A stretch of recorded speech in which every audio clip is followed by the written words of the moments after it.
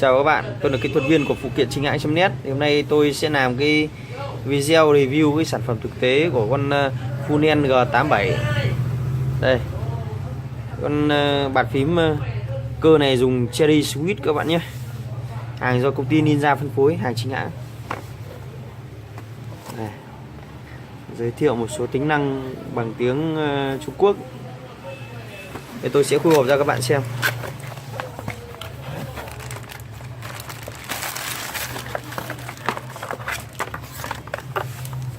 Đây, nhân vật chính của chúng ta ngày hôm nay, bàn phím cơ Funen G87.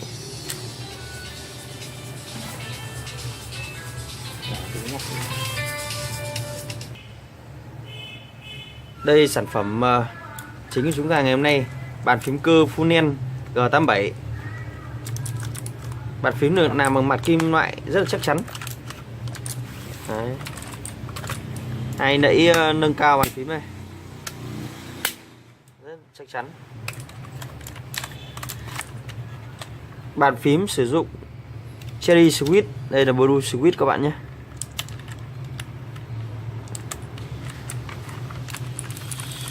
Gõ rất là đều tay. Tôi sẽ cắm nét cho các bạn xem nhé.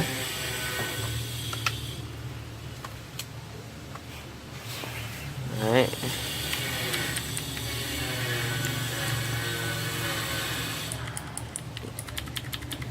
Nét chỉ có một màu đỏ thôi các bạn ạ.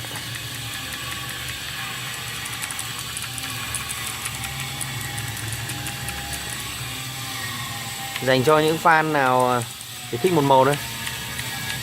Đấy, function 1 này, 2, 3, 4 này. 2 này, 3 này, 4 này, 5 này, 6 này, 7 này, 8 này, tắt nét, 9 tắt nét.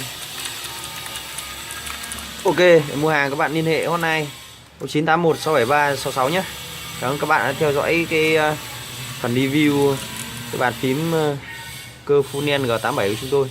Cảm ơn các bạn.